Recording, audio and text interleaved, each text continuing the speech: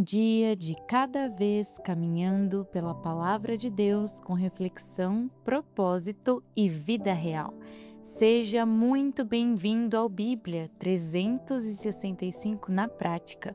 Hoje é o dia 118 da nossa jornada, dia 28 de abril, e seguindo nosso cronograma, os textos de hoje são Números 5, Salmos 39, Cantares ou Cântico dos Cânticos 3 e Hebreus capítulo 3. Deixe Deus falar ao seu coração, que esse seja um tempo de aprendizado com frutos na sua vida. E leia os versículos dos capítulos de hoje. E sem mais delongas, Números capítulo 5 revela que Deus está formando um povo santo, porque Ele habita no meio deles. O capítulo começa com a ordem de retirar do arraial os leprosos e os impuros. Isso não era rejeição pessoal, mas proteção da santidade do ambiente onde Deus estava presente. Israel era um povo diferenciado, um povo escolhido, um povo em que Deus habitava no meio deles. Por isso eles tinham todas essas peculiaridades. Em Levítico vemos que havia um caminho de restauração. Mas aqui é sobre preservar a presença de Deus no meio do povo. E o capítulo entra em uma parte sensível. Fala sobre a prova da mulher suspeita de adultério. Aqui é onde muita gente trava, mas o que está acontecendo aqui de fato?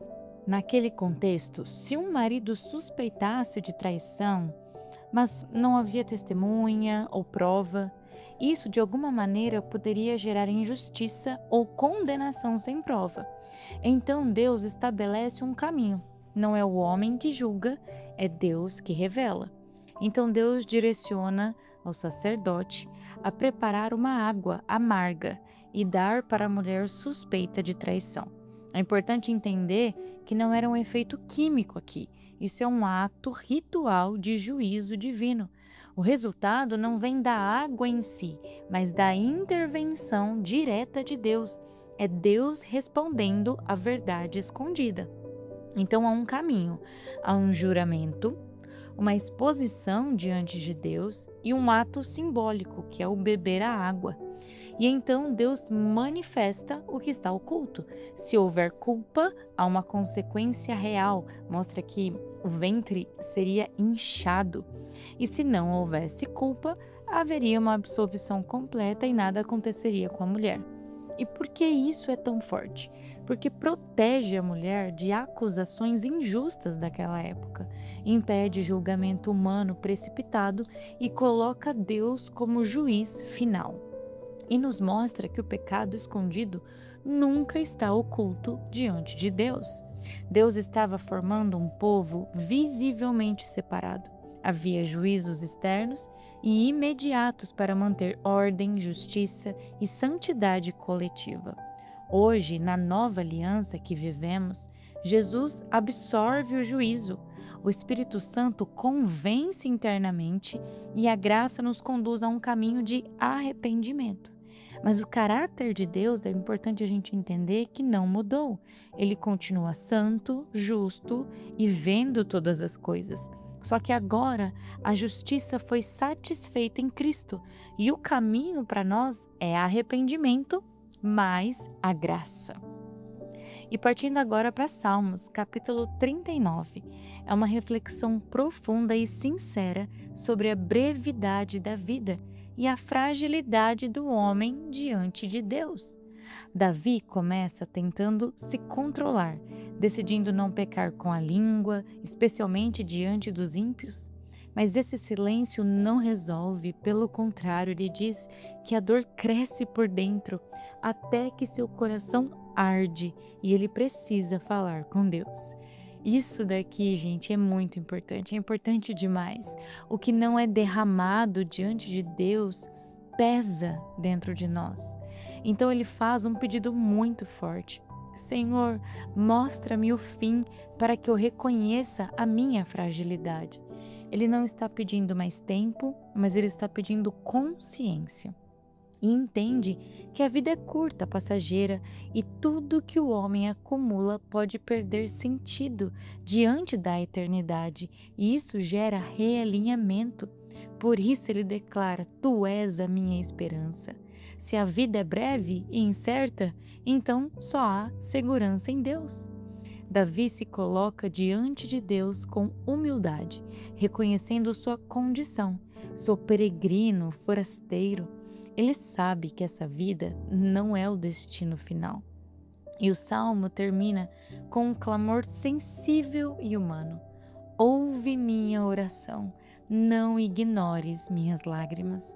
Ele não esconde sua dor diante de Deus e muito menos perde a sua fé. Quando entendemos o quão passageira é a vida, é tudo isso que vivemos aqui, aprendemos a depender mais de Deus, porque só Ele é eterno, firme e suficiente. E partindo agora para Cantares ou Cântico dos Cânticos, capítulo 3.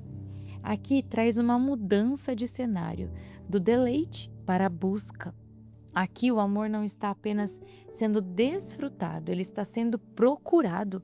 A noiva começa dizendo que, mesmo desejando profundamente, não encontra o amado. A música que eu indiquei para vocês ontem, ela diz assim: Vocês viram meu amado, eu preciso encontrá-lo, filhas de Jerusalém. Onde está meu bem? Há momentos no amor e também na vida espiritual com Deus em que a presença não é sentida, mesmo sendo real. Então, nesses momentos, a gente começa a buscar e a buscar mais a Deus. Então ela diz: me levantarei, voltando aqui para a busca humana, do amor. Me levantarei, buscarei o amado da minha alma. Ela não fica passiva. O amor verdadeiro não desiste, ele se move, procura, insiste. E quando ela finalmente o encontra, ela tem uma reação intensa. Agarrei-me a ele e não o deixei ir. Aqui vemos valorização, apego, uma decisão de não perder novamente. E é assim com Deus também. Eu quero dizer algo aqui que eu lembrei agora do meu coração. Às vezes a gente está nessa busca de Deus. Onde está o meu amado? Onde ele está? E você busca. E aí você o encontra, mas aí você percebe que é tão fácil se distrair e perdê-lo. Então eu quero te dar uma dica: valorize isso. Quando encontramos a presença de Deus, não queremos mais viver sem ela. Então cuidado com as distrações. E novamente aparece o princípio. Ela diz: não despertem o amor até que este o queira, reforçando que o amor verdadeiro tem tempo, maturidade, processo. Não deve ser forçado ou antecipado, pois isso só machuca. Vemos nesse capítulo de hoje que o amor verdadeiro também passa por momentos de busca. Quem ama se levanta, se move e, quando encontra, valoriza e não solta. Vemos também que o amor precisa respeitar o tempo certo. O amor que vem de Deus, ele não é superficial. Ele é buscado, encontrado, guardado e, no tempo certo, celebrado como aliança. E para finalizar o dia de hoje, Hebreus capítulo 3, aqui Paulo declara firmemente: vocês foram chamados para algo celestial, então vivam de forma correspondente a esse chamado.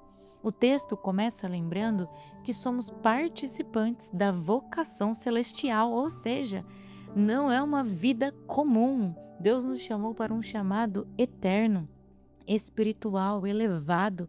Você não vive uma vida comum. E ele aponta também para Jesus, como nosso apóstolo e sumo sacerdote da nossa fé. Apóstolo é aquele que é enviado por Deus, e sumo sacerdote é aquele que nos representa diante de Deus, e esse é Jesus para nós. Paulo destaca que Jesus foi fiel. em que ele é maior que Moisés.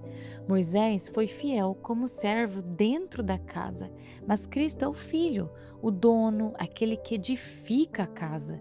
E Paulo ainda vai dizer que esta casa somos nós.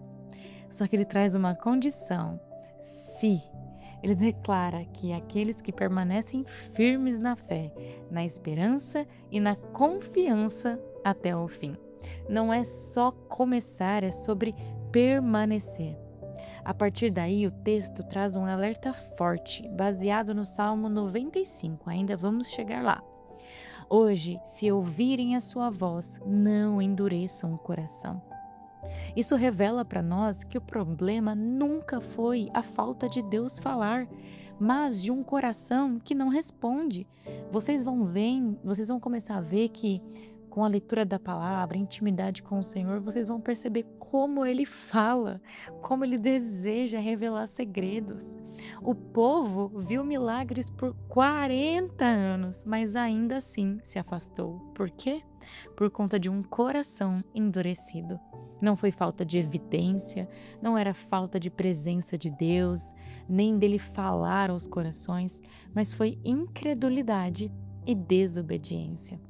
Então, vem uma instrução prática e poderosa para nós. Animem uns aos outros todos os dias, um dia de cada vez, durante o tempo que se chama hoje. A fé não é só individual, é comunitária. Eu espero de alguma forma poder estar animando vocês todos os dias, no dia que se chama hoje. Precisamos uns dos outros para permanecer firmes. Essa é a importância de estar na igreja, de ter amizades com pessoas que amam e temem a Deus, que abrem os nossos olhos, porque se bobearmos, o texto mostra que o pecado engana e endurece aos poucos o nosso coração. E o fechamento resume tudo isso. Eles não entraram no descanso, não por falta de promessa, mas por incredulidade. Entenda uma coisa, Deus continua falando hoje. E o coração endurecido continua sendo o problema dessa nossa geração. Precisamos nos encorajar diariamente, pois a promessa pode até existir e ainda assim ser perdida por falta de fé.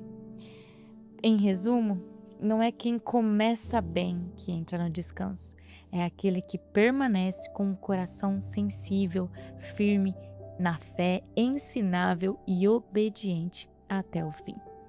Querido Deus, obrigada, Pai, pelo dia de hoje, pela Tua palavra, Senhor, que é viva, que fala aos nossos corações.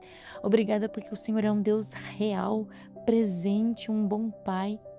Senhor, nos ajude a andarmos num caminho de arrependimento, que o Teu Espírito Santo possa revelar em nós o que precisa ser mudado e nos direcione por esse caminho da graça, que possamos entender que tudo aquilo que vivemos aqui é passageiro, mas que existe algo que é eterno, que encontramos no Senhor. Nos ajude a olhar para estas coisas, a manter os nossos olhos fixos naquilo que é eterno. Que possamos, Deus, ser encontrado todos os dias pelo amor que o Senhor tem por nós, por amor de pessoas ao nosso redor. Que o Senhor guarde e cuide do nosso coração nessa área, Papai. Que a carência não nos envolva e, Pai, que acima de tudo possamos permanecer em Ti para que cada um, Senhor, que está ouvindo esse áudio entre no seu descanso. Que possamos permanecer com um coração sensível, firme e obediente até o fim. Em nome de Jesus. Amém e amém. Que Deus te acompanhe hoje. Viva essa palavra na prática. Amanhã seguimos juntos no dia 119 da nossa leitura.